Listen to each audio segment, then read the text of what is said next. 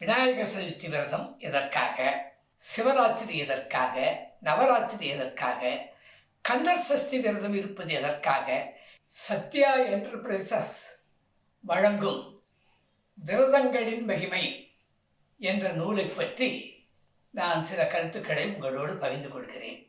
நான் தான் இதனுடைய ஆசிரியர் KP அறிவானந்தம்.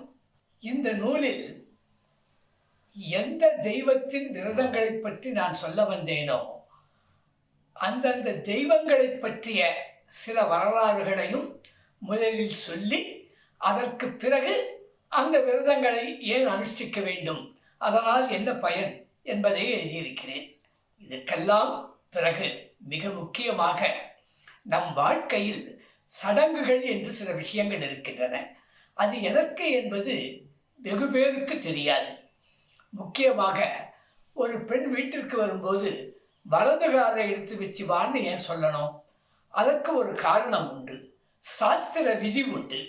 அதெல்லாம் பலருக்கு தெரியாமலே கடைபிடித்து கொண்டிருக்கிறார்கள்.